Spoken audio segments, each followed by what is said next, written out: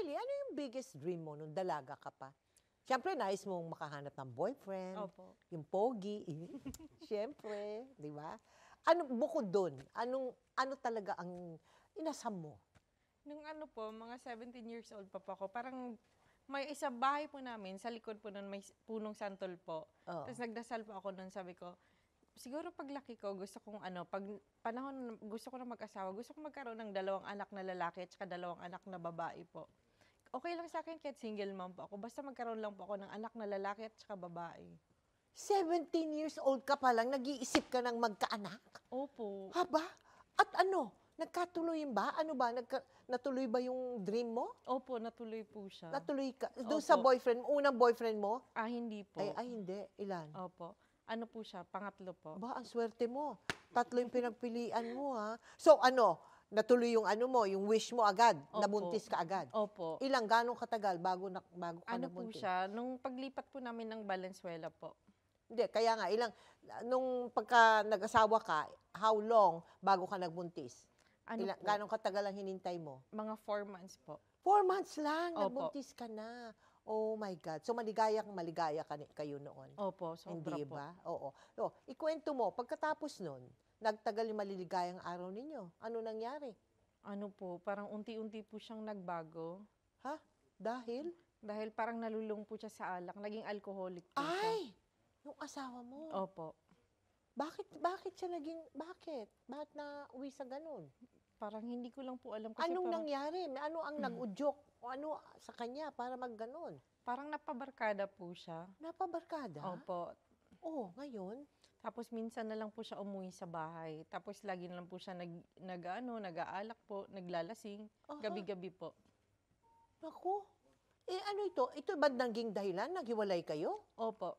Naghiwalay kayo? Opo. Bakit nalulung sa pag-inom yung asawa mo?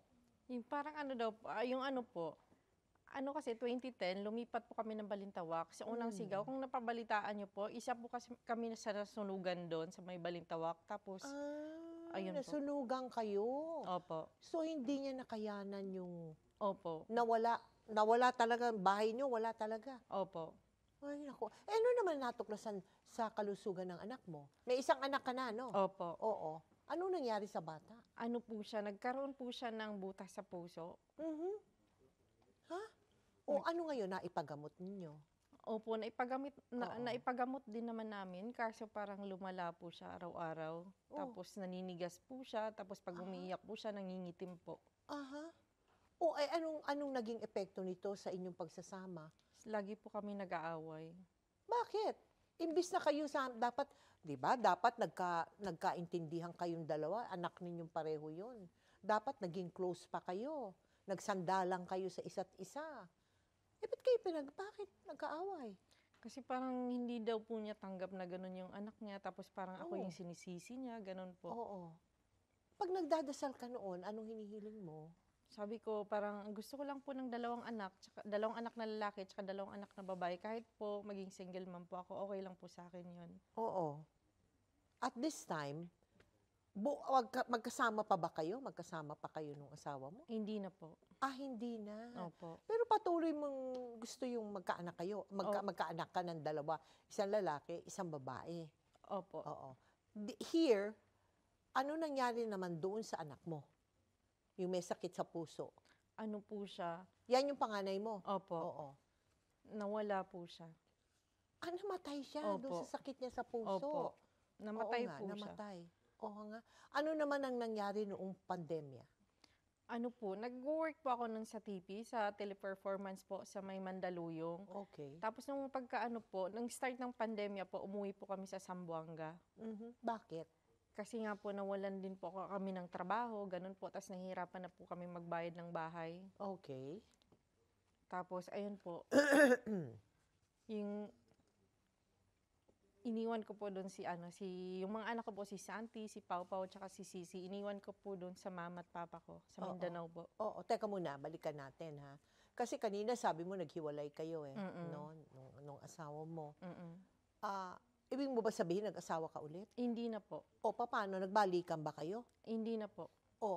Kailan ka nagkaroon ng 2 anak? Ano po, habang sunod-sunod po kasi ako nagbuntis noon.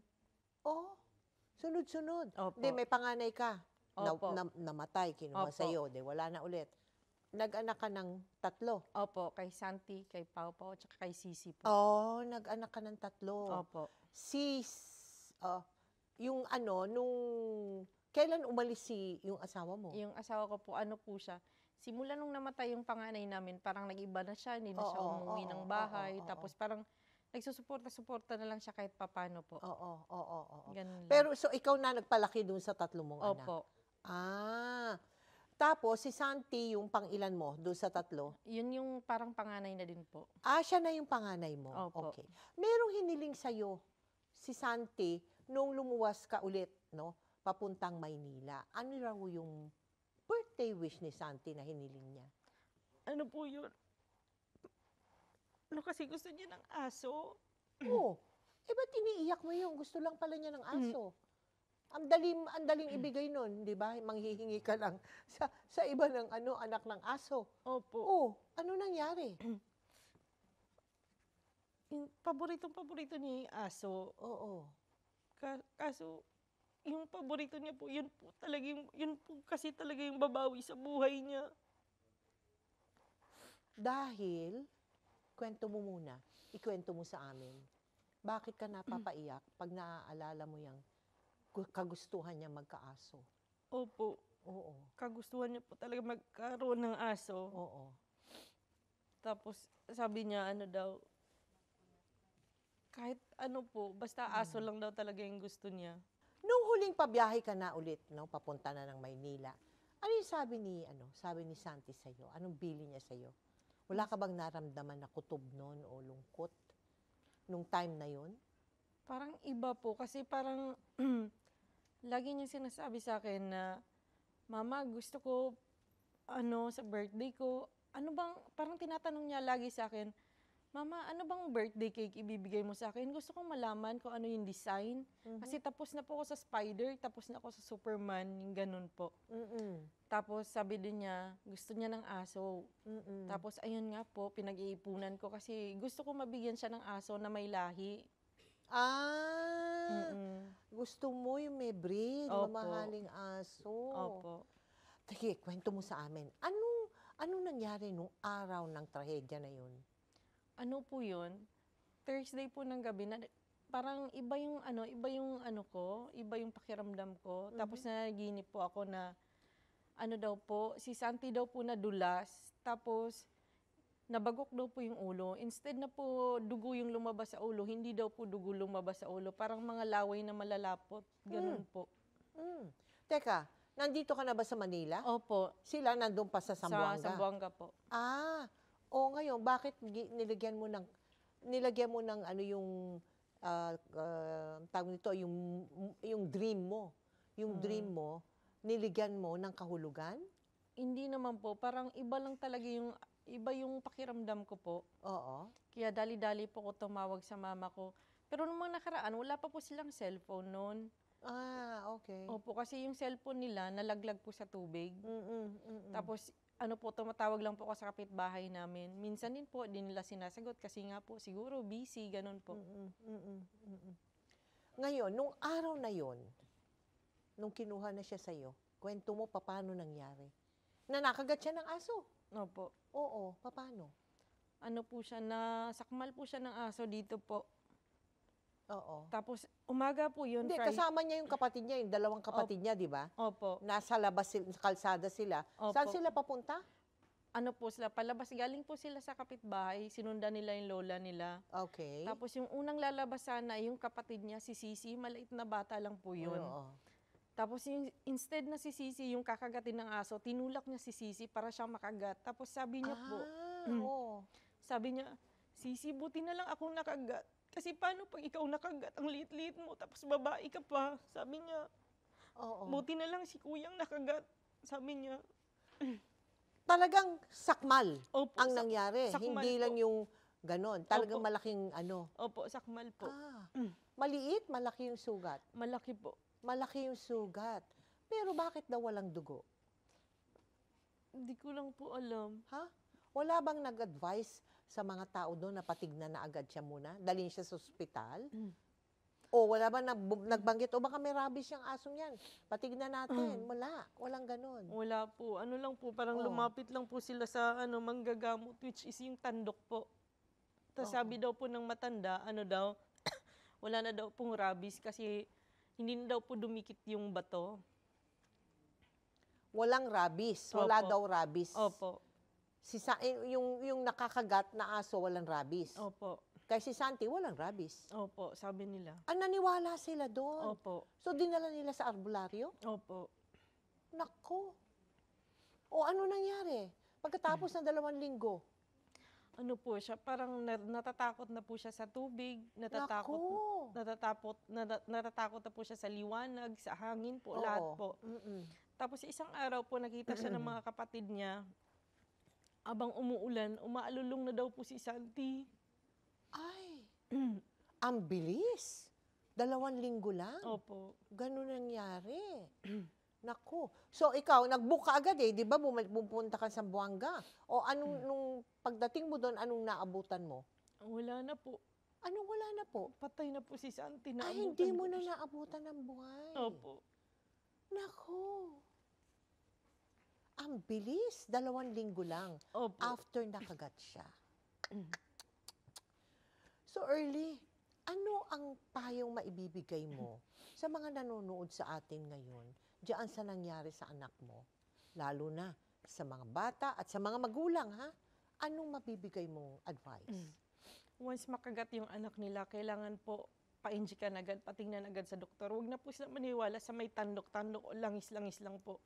Tapos nilalagyan daw ng bawang. Wag po sila maniwala. Oo.